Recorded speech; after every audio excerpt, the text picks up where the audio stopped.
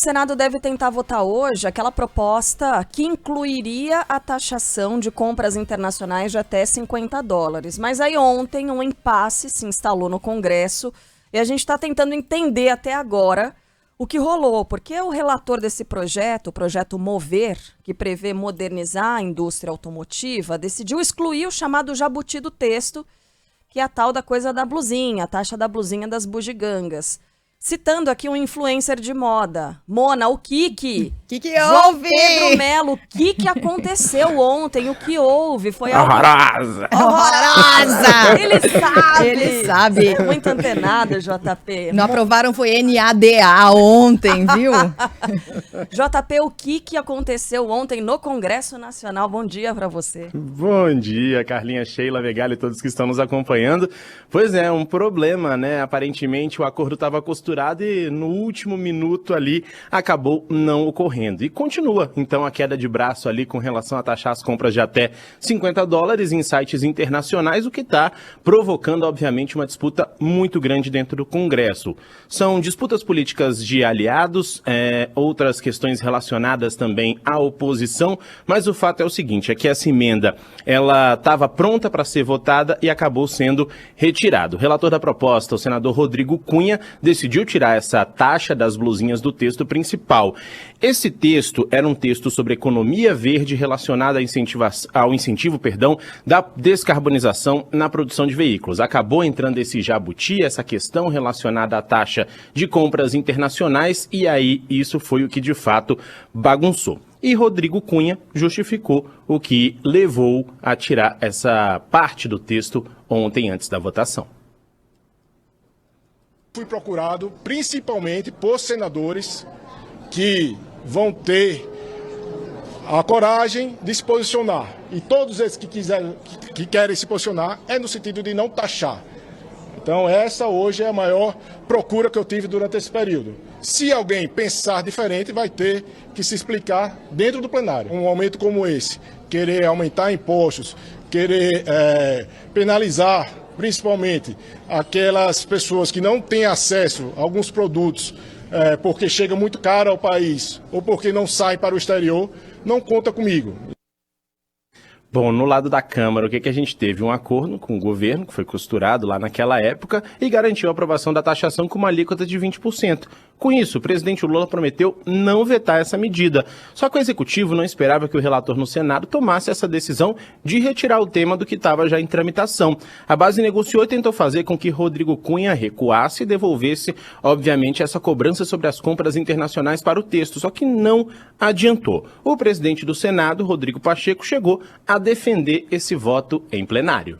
Óbvio que a gente respeita o entendimento do senador Rodrigo Cunha, mas a deliberação é uma deliberação do plenário do Senado Federal e agora é o debate que virá nos próximos instantes em relação à posição das lideranças de bancada, dos senadores e senadoras, em relação a essa questão da taxação. Óbvio que o que prevalecer e o entendimento da maioria prevalecerá, nós vamos respeitar qualquer que seja o entendimento, mas certamente esse tema vai a debate porque muitos senadores e senadoras desejam e acham justa a taxação dessas compras, diferentemente do que entendeu o relator, senador Rodrigo Cunha. Então, um debate normal, próprio e típico do parlamento, que é uma casa de divergências e debate de ideias. É muito bom que haja esse debate para que haja o exaurimento do amadurecimento de um tema que ganhou muita polêmica de fato, mas que haverá, no final das contas, o entendimento da maioria do Senado Federal. Bom, do outro lado do Legislativo, quem não tinha mais nada a ver com esse assunto acabou se posicionando também, que foi o presidente da Câmara, Arthur Lira. Ele ameaçou o futuro desse programa que estimula a indústria automotiva, a modernizar a produção. E foram ameaças até um pouco mais fortes, como dizem aqui nos bastidores da capital. Vamos ver.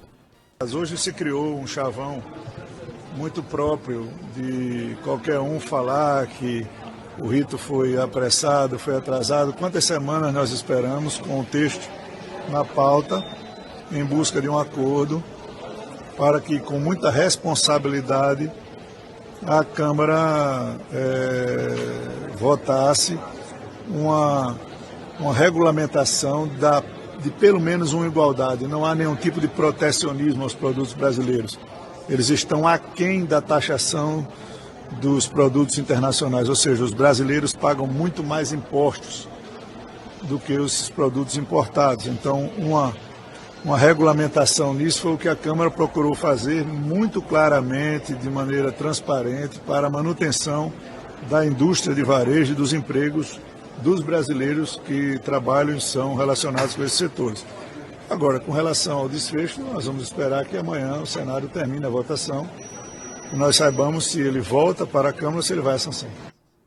Bom, Rodrigo Pacheco se reuniu com os líderes partidários, então, depois dessa questão, tentou um acordo, mas nada foi feito. O relatório do Senado Rodrigo Cunha não será alterado e vai à votação hoje, de fato, sem a taxação dessas compras internacionais de até $50. Os partidos aliados ao Planalto já disseram que vão apresentar uma emenda que trata desse imposto da blusinha e, segundo o líder do governo no Senado, Jacques Wagner, o acordo que foi fechado com os deputados será sim cumprido. Entidades que representam a indústria, o comércio e o agronegócio divulgaram nota conjunta com um apelo aos senadores para que aprovem o texto como saiu da Câmara. Esse documento ressalta o seguinte, que é importante a taxação para se manter quase 230 mil empregos, além do crescimento econômico do país. A isenção dos importados, segundo as entidades, afeta principalmente os fabricantes de produtos têxteis, acessórios, calçados, cosméticos, perfumaria e também higiene pessoal. Ou seja, o que estava tudo acertado acabou caindo por terra ontem, deve ser analisado no dia de hoje no Senado. Tudo certo, mas nada resolvido. Exato. Agora, João Pedro Mello, a gente quer saber o porquê. Você tem informação de bastidor? Você sabe exatamente quais foram as brigas ali? Por que é que caiu esse acordo realmente? Não, mentira, isso é muito difícil de dizer, né? Eu ia dizer isso, é praticamente impossível saber. É uma teia, né, toda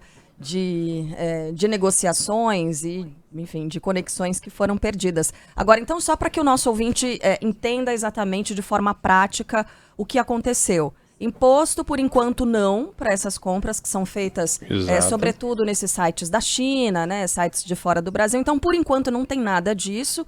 E o restante desse projeto, que seria o cerne ali, o núcleo desse projeto, diz respeito à indústria automotiva. Então, isso continua. Exato. Isso continua, esse é o ponto central desse projeto Mover, né, que é inclusive bem defendido pelo vice-presidente da República, Geraldo Alckmin, também ministro da Indústria e Comércio Exterior, né, ele vem falando muito desse projeto, então esse é o ponto central. Essa parte relacionada a imposto, cobrança de comprinhas internacionais, isso foi incluído no meio do projeto exatamente para um acordo costurado ali para que fosse aprovado do jeito que o governo e a Câmara queriam. E agora o Senado aparentemente está tentando mudar essa questão, mas os partidos aliados ao Planalto já disseram que vão apresentar uma emenda de plenário, isso é possível, obviamente, e isso provavelmente será analisado mesmo que Rodrigo Cunha não queira colocar no próprio relatório. Bom, um roteiro que tá sendo muito levado a sério em Brasília.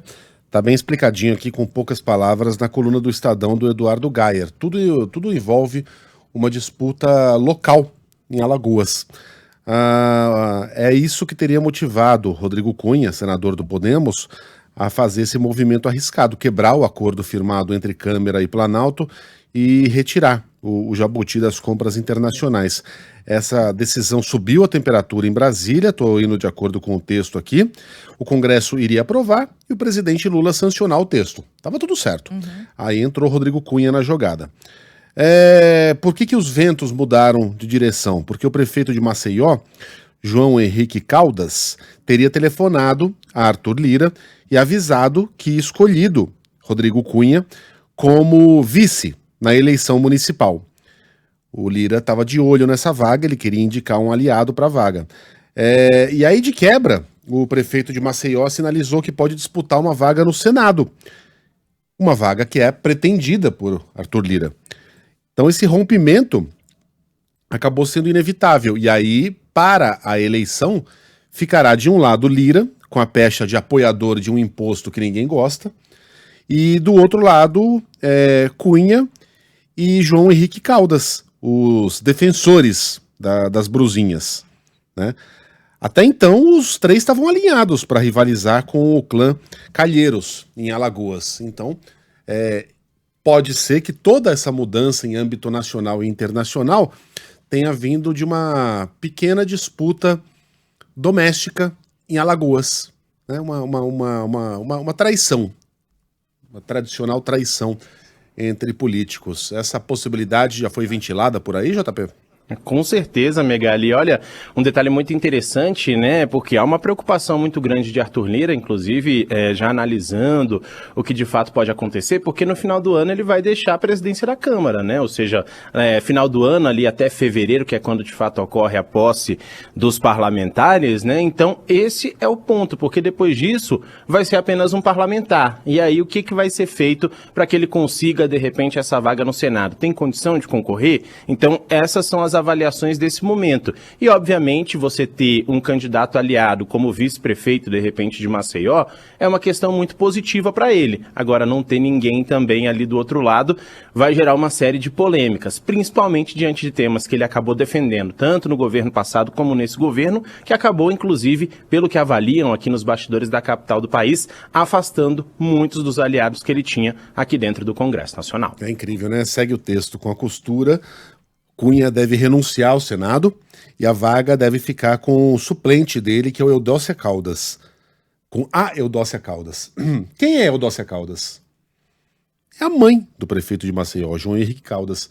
Então, de quebra, o prefeito ainda ganha uma vaga familiar no Senado, tira o senador Cunha de uma possível candidatura à reeleição e ainda deixa no colo do Arthur Lira o ônus da taxação, que é uma pauta super impopular.